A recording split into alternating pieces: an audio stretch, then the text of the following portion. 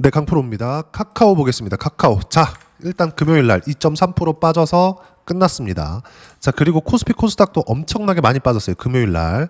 이걸 보셔야 됩니다. 코스피 그리고 코스닥이 하락한 이유, 시장이 하락한 이유, 상법 개정이 목요일 날 통과가 되었기 때문에 그렇습니다. 시장에서 기대하던 바가 어떤 부분인지 명확하게 구분이 되어지는 날입니다.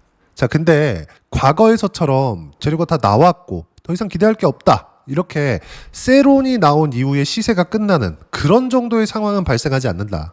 지금부터는 본격적으로 외국인들이 들어올 수 있는 구간이 나오게 될 겁니다. 단지 단기간에 상승폭이 컸고 그리고 이격이 발생한 만큼 필요한 조정을 받고 있는 것이다. 근데 이게 카카오뿐만이 아니라 업종 차트를 보면 명확하게 구분이 되죠. 코스피 같은 경우에도 어떻습니까? 거의 뭐 4월 달부터 5월 초반 정도까지 반등이 나왔었던 건 미증시가 관세 관련된 내용들로 인해서 하락한 이후에 기술적 반등이 나오는 과정에서 반등이 나왔다고 볼 수 있습니다. 근데 한국의 대선이 끝나고 나서 사실상 세계에서 가장 강한 주식시장은 거의 뭐 나스닥보다 상승폭이 코스피가 더 클 겁니다. 왜 그랬을까요? 성장성이 더 좋아서? 아닙니다. 상법 제정에 대한 기대감이에요. 단지 지금 나오는 이 상황은 코스피 그리고 코스닥까지 신고가가 발생을 하면서 필요한 이격 조정을 받고 있는 겁니다. 그리고 상법 개정이 통과가 되었기 때문에 일시적인 조정을 주는, 그쵸? 단기적인 조정을 주는 그 정도의 움직임이 나온 것이지, 시세가 끝나거나 뭐 추세가 망가질 수 있는 상황이 지금부터 발생하거나 그런 건 절대 아니다. 어디부터 알 수 있는 거냐? 삼성전자의 움직임을 보면 알 수 있어요. 삼성전자 한번 볼게요. 시장이 많이 빠지니까 삼성전자도 금요일 날 뭐 시세를 목요일처럼 냈었던 건 아닙니다. 하지만 시장 대비해서는 월등히 강한 움직임을 보이고 있죠. 이걸 종목별 투자자를 보더라도 충분히 알 수 있는 부분입니다. 물론 금요일 날의 시세를 보면 제가 뭐 외국인이 매수한다고 뭐 이 종목이 무조건 올라갈 수 있다, 외국인이 판다고 무조건 내려간다, 전 이건 틀렸다고 생각을 합니다. 왜 그럴까요? 주가가 올라가는 데 있어서는 여기 개인, 외국인, 기관 포함해서 어떤 주체가 매수를 하더라도 올라가는 것을 확인하는, 즉 가격만 확인하면 끝난다고 판단을 하고 있고요. 실제 그 내용에 대한 부분을 보더라도 두산 에너빌리티 같은 경우에 어때요? 한 달 동안 6월 4일부터 7월 4일이죠. 외국인들의 매도세가 나왔음에도 불구하고 두산 에너빌리티는 2만 원부터 어디까지 올랐어요? 7만 원을 넘어가는 움직임까지 나왔습니다. 근데 두산 에너빌리티가 잡주냐? 그렇지 않죠. 시가총액 얼마예요?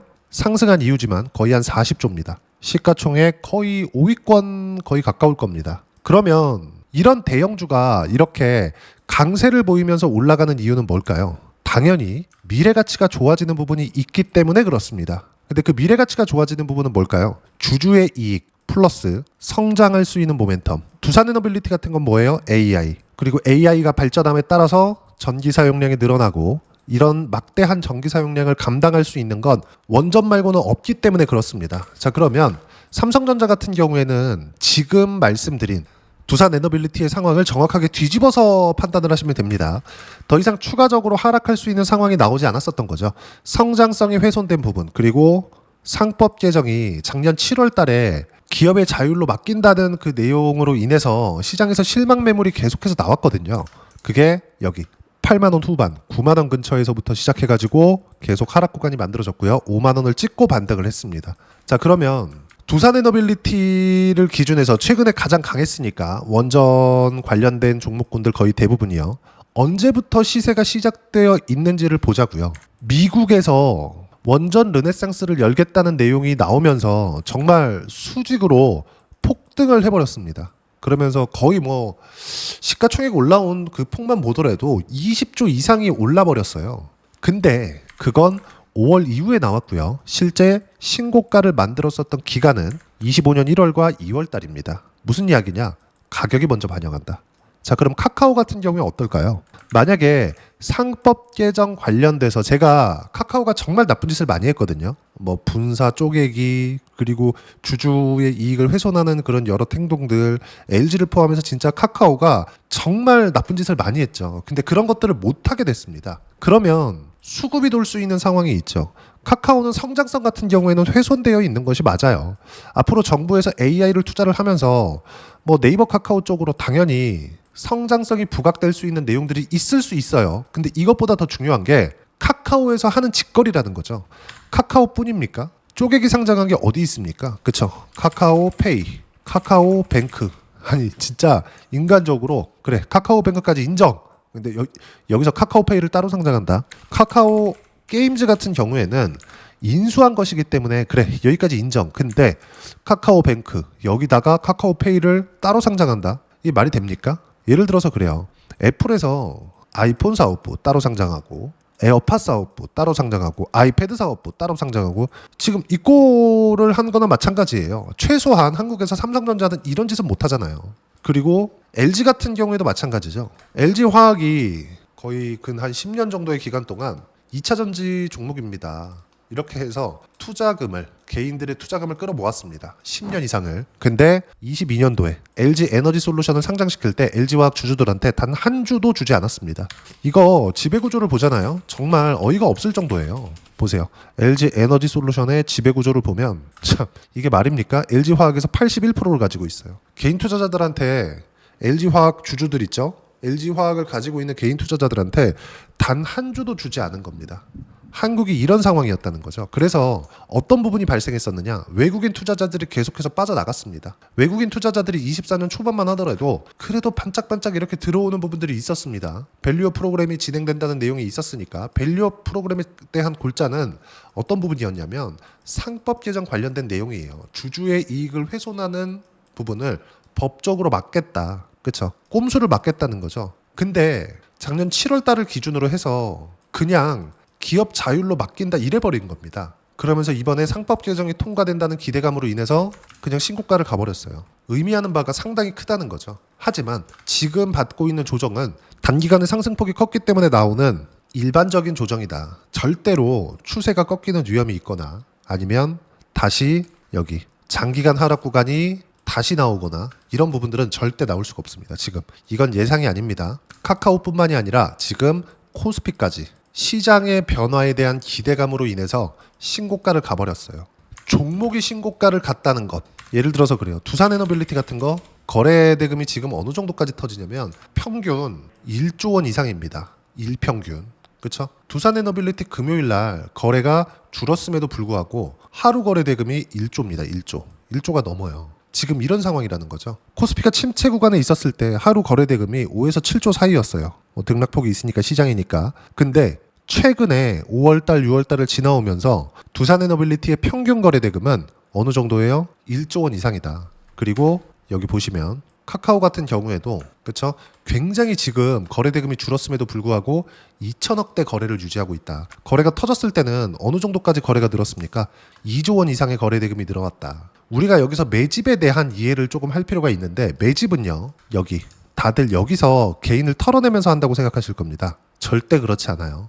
고가를 돌파하면서 신고가를 만들면서 매집 구간이 생기는 겁니다. 매물이 나와야 되잖아요. 매물이 나와야 세력들이 매집할 수 있는 구간이 나오는 겁니다. 무슨 얘기냐? 신고가를 갔다는 것 자체가 미래 가치가 좋아진다는 것을 먼저 보여주는 것이다. 그리고 여기서 실적이 좋아지잖아요. 그러면 더 많이 올라가는 게 아니라 이제 빠지기 시작합니다. 단 시장에서 인정을 해줬을 때 시장에서 인정해주는 건 뭐예요? 주가가 올라갔다는 거죠.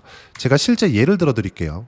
큰 종목으로 보죠. SK 하이닉스. 자, 하이닉스 같은 경우에 다시 신고가를 낸 이후인데 작년 6월과 7월 달입니다. 고가가 나왔어요. 얼마예요? 24만 원 정도 돼요. 그냥 25만 원으로 볼게요.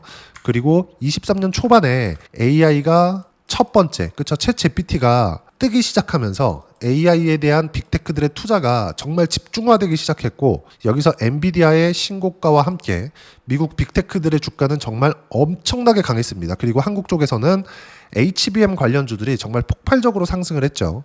근데 그 시작점이 실적이 안 좋았었던 23년도입니다. 23년도. 보세요. 하이닉스의 주가가 23년도 3월달 저가가 얼마예요? 7만 원대예요. 근데 23년도 여기 12월 달입니다. 어때요? 14만 원. 100% 올랐습니다. 100%. 자, 그러면 하이닉스가 100% 올라왔었던 23년도에 실적을 보자고요. 어때요? 7조 7천억 원. 분기에 한 번씩 실적이 나옵니다. 매 분기별로 실적이 나올 때마다 평균 2조 원 가까운 적자를 내왔었던 겁니다. 우리가 여기서 볼 수 있는 부분이 있어요.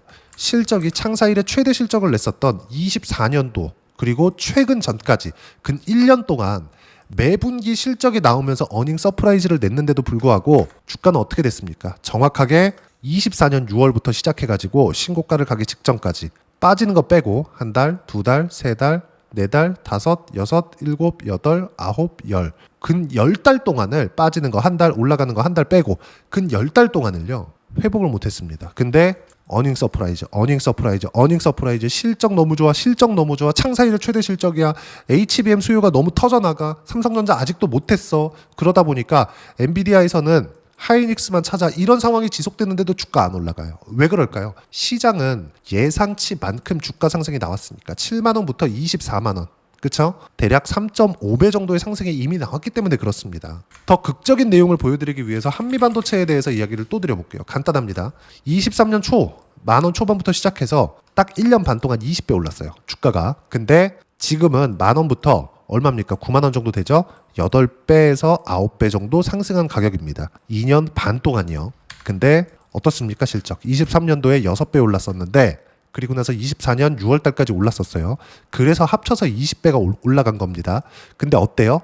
22년도부터 23년도까지 넘어왔었던 이 실적은 1000억대부터 300억대까지 떨어졌어요.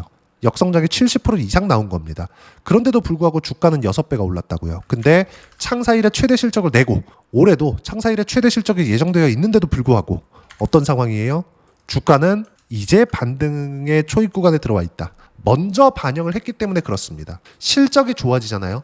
예상치보다 실적이 더 좋아져야 돼요. 근데 카카오가 시장 예상치만큼의 실적이 좋아질 수 있는 환경일까요? 아직까지 그건 아닐 겁니다. 정부 지원을 받아서 R&D 투자를 지속적으로 했을 때 AI 관련된 어떤 성과를 낼지, 네이버 카카오가 어떤 성과를 낼지 이런 부분에 대한 기대감이 있는데 그 기대감을 충족시키지 못하면 다시 떨어질 거예요. 근데 그 떨어지는 가격대가 지금은 아니라는 거죠. 그리고 이런 기대감이 없었다면 카카오의 주가는 어때요?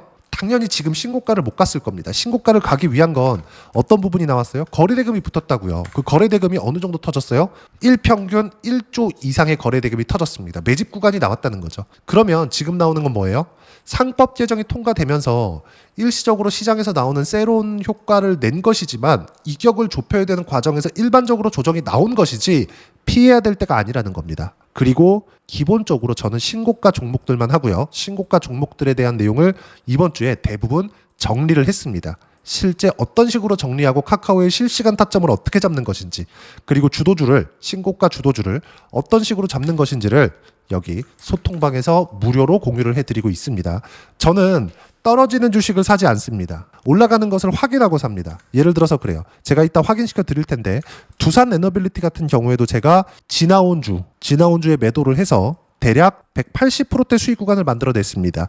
재매수 구간을 잡으려고 하고 있어요. 근데 어때요? 7월 4일 금요일 날에도 62,000원이었을 때 두산 에너빌리티 장중 8% 상승 구간 66,800원 돌파 시 재매수 예정이다. 절대 먼저 매수하면 안 된다. 절대 예상하지 말아라. 확인하고 사자. 싸게 사는 게 주식이 아니라는 겁니다. 타점 공유할 때만 매매 필수. 기다리세요. 그렇죠? 여기 밑에 보면 카카오페이 같은 경우에도 마찬가지예요. 금요일 날입니다. 이거 7월 4일 날 오전 10시 40분에 카카오페이 장중 9% 상승 구간 84,000원 돌파 시 매수 예정.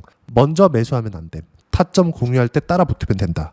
확인하고 매매를 하자는 거죠. 그러면 내가 최저가에 살 수는 없겠지만 보유 기간을 줄일 수 있고 수익 구간만을 가지고 갈 수 있습니다. 물론 하는 과정에서 손절이 나올 수도 있지만 그 손절이 나오는 폭이 굉장히 좁습니다. 그리고 주도주를 공략하는 데 있어서 고가에서 나오는 변동성을 이길 수 있는 매매 구조를 만드는 게 중요하고요. 그 부분을 그쵸? 시세를 확인하는 차원에서 나오는 거다.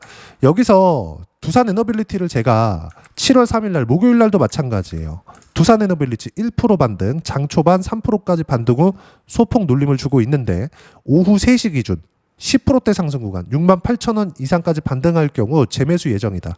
목요일 날도 그랬고요. 금요일 날도 그런 거죠. 근데 올랐어요? 안 올랐습니다. 금요일까지 빠졌어요. 시장도 굉장히 안 좋았거든요. 근데 시장도 필요한 조정을 받고 있는 겁니다. 그러면 매도를 언제 했는지를 보겠습니다. 보세요. 7월 1일 날 오전 10시예요. 67,900원일 때 3시 기준 67,000원 이하 보유 물량 매도 예정. 그리고 절대 먼저 매도하지 마라. 변동성 무시하고 3시 이전까지는 몽땅 보유한다. 근데 정확하게 2시 48분에 뭐라 그래요? 3시까지 67,000원까지 못 땡기면 매도 예정이다. 준비하세요. 그리고 정확하게 종가에 체결을 시켰습니다. 62,500원.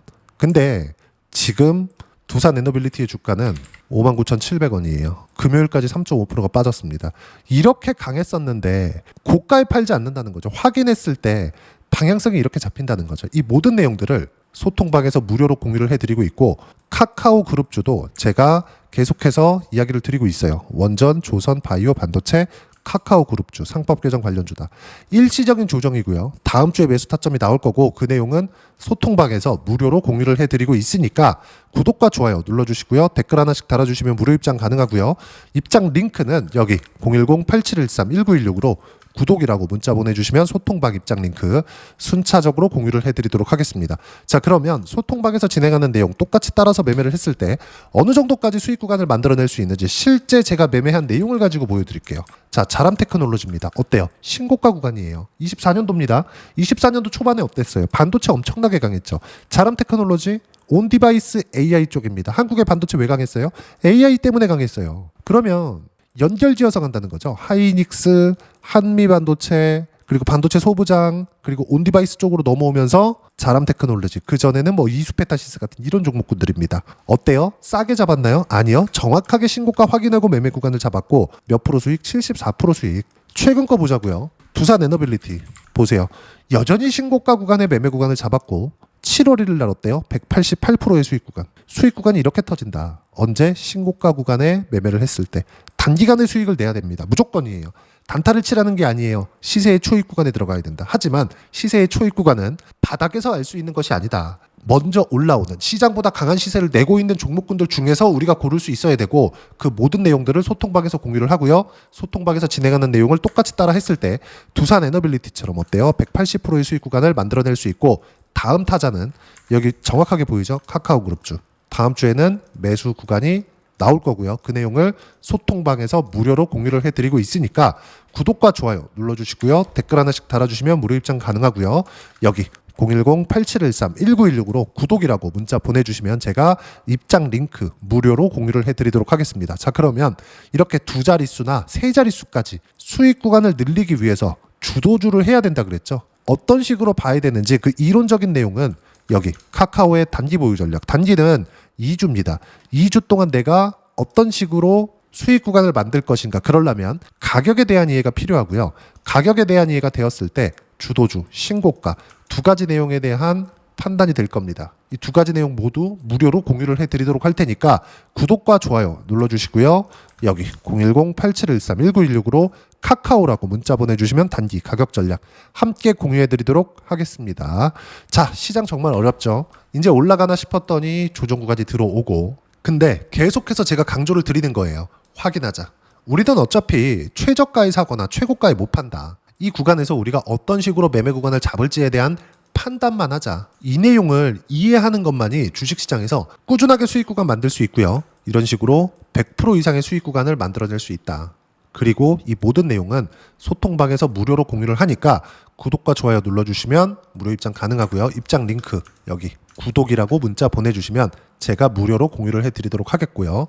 무엇보다 카카오의 매수 타점 그리고 카카오와 함께 어떤 종목을 주도주로 판단해서 잡아야 되는 건지 제가 딱 한 종목만 준비를 해놨으니까 영상 끝까지 시청하시고요. 모든 분들이 성공 투자하셨으면 참 좋겠습니다. 네, 주식 투자를 할 때 항상 체크해야 될 부분이 있습니다. 자, 제가 영상 초반부에도 이야기를 드렸지만 항상 주식 투자에서의 시세, 즉 주식 시세는 가격이 먼저 반영한다는 점입니다. 자, 어떤 호재나 악재를 찾으실 텐데 그런 호재나 악재를 찾아서 우리가 매수와 매도를 반복했을 경우에는 주식 시세가 올라가는 과정에서 꼭 내 것만 털리고 올라가는 경우가 비일비재했을 겁니다. 제가 매매를 했었던 종목군들 중에서 어떤 식으로 시세가 진행되고 연결이 되기 시작했었는지 그 부분에 대해서 한번 체크를 해보고 넘어가도록 하겠습니다. 자, 제가 먼저 조회를 눌러서 이야기를 드릴 텐데 이렇게 조회를 눌러서 먼저 보여드리는 건 조작이 불가능하다는 걸 먼저 보여드리는 거고요. 자, 내용 한번 보겠습니다. 자, 재룡산업 시세 구간 올라가는 구간 확인하고 나서 매매를 한 경우에 34%대 수익 구간 자, 다음 종목 한번 보겠습니다. 한화오션 신고가 이후에 다시 상승하는 구간, 그리고 수익 구간은 57%까지 늘어나는 부분이 있습니다. 공통점이 있다는 겁니다. 먼저 돌려보면서 이야기를 드리도록 할게요. ABL 바이오. 자, 이것조차도 마찬가지죠. 시세 이후에 다시 큰 폭의 급등 구간, 그리고 76%까지 시세 구간이 발생했다는 점. 어떤 종목이든 가격대가 올라가는 부분이 먼저 나왔다는 게 핵심 포인트예요. 자, 다음 종목 보겠습니다. 자, 자람 테크놀로지입니다. 어떻습니까? 이것조차도 마찬가지죠. 74.8%의 수익 구간을 냈는데 단 3일 걸렸습니다. 시세가 나왔었던 구간은 동일하게 신고가 이후에 발생했다는 점. 그리고 마지막으로 두산 에너빌리티. 두산 에너빌리티도 계속해서 상승 구간을 만들어가고 있지만 당연히 신고가 이후에 시세가 나오고 있다는 점. 호재나 악재 때문에 이 내용으로 인해서 주가가 올라가는 것은 맞지만 어디든 간에 가격이 먼저 반영하는, 즉 신고가 구간 이후에 50%, 60%, 70%대 수익 구간이 나올 수 있다는 점. 자, 우리가 세력들도 아닌데 계속해서 시장을 추적 관찰할 수 없겠죠. 가장 효율적으로 볼 수 있는 방법에 대해서, 그리고 거기에 맞는 종목을 딱 한 종목만 준비를 해왔습니다. 자, 첫 번째 주도주 공유에 대한 부분인데 수익률 기대치는 15에서 30% 안쪽으로 잡는다. 물론 추가적으로 상승할 수도 있겠지만 허황되게 200% 올라간다, 300% 올라간다, 이렇게 보기 위해서는 우리가 충분한 시간 투자가 필요합니다. 하지만 우리가 정작 조정이 오기 전에 안정적으로 보유할 수 있는 그 시간은 길어봤자 2주 안에 끝내야 되는데, 그 안에 나올 수 있는 조정 구간까지 포함해서 나올 수 있는 수익률 기대치는 15에서 30%가 적당하고 시장에 도움이 있었을 때 추가적으로 상승을 하는 겁니다. 자, 그러면 이 세 가지 조건을 만족해야 됩니다. 자, 첫 번째, 직전 3개월 가장 강했었던 업종. 아까 전에 말씀드렸죠? 신고가 구간에 있었던 종목군들이라는 점. 자, 그리고 3개년 연속 순이익, 즉 단기 순이익 전망치가 증가하는 거지 실제 실적이 좋아지면 주가는 이미 높은 위치에 있는 겁니다.